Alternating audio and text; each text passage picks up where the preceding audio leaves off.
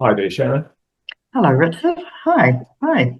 At our last Mahoe group, you brought a paper by, Mhm. I think, Professor or Dr. Thiessen called Searching for God, Theology, Imagination, Beauty and the Arts. I think Mm, I've got that in the right order. So, yeah, can you tell us a bit about that, please? sure.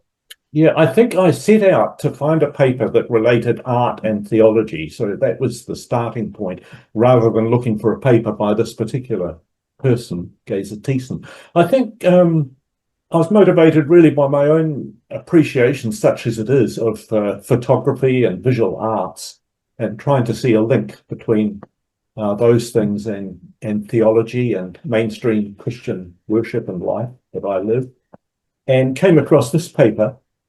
The only other paper or work that I've been familiar with to any extent was that of Paul Tillich, who wrote about art and theology some decades ago. And uh, I've sometimes wondered whether religious art is religious because of the subject matter or because of the nature of the art itself, whether it's in some way illuminating or seems to Mm, be mysterious or uncovering mystery. And mm, this paper by Professor Gazer Thiessen, yes, she quotes Karl Rahner, the Catholic theologian Karl Rahner, at the beginning, who says that theology can only be regarded as complete if it includes all the arts as an integral part in its discipline. And I'm aware to the extent that theology for me has been wordy and has been a matter of words. In fact, I think I've unconsciously assumed that theology was only words from the study that we did with textbooks and lectures mm, and I've seen art really as supplementary or certainly not on a level with words. And perhaps that's part of being a Protestant and Presbyterian, focus on the word rather than mm, on images.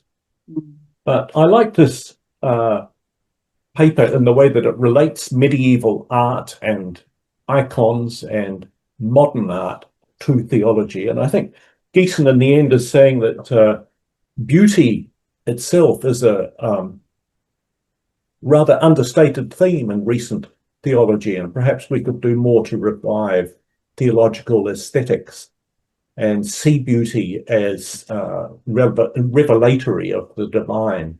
mm, Um, she doesn't uh, she doesn't make that distinction between subject matter, which is overtly religious, such as a painting of Jesus on the cross, mm. and other types of painting which might be quite abstract, but nonetheless hint at the divine or the mysterious. Um, so I'm not sure what you would make of the work of Colin McCahon, for example, but Mm. uh, Sharon, I won't say much more, but just that I want to try and, in my own mind, relate art and theology more closely, um, and to see art as almost standing on its own and able to reveal something of the nature of God through mainly through its depiction of beauty. Mm, Although Tillich said that the art was could be theologically relevant in as much as it revealed those things which are of ultimate concern to us. That was his word, of course, ultimate concern. I can see. Mm. But I think Mm. in this world of often ugly scenes and Mm. experiences, that I'm revived by the thought of beauty and the apprehension of beauty. And so I was grateful for this paper. Yeah, that was good to discuss it. Thanks, Richard. Thank you, Sharon.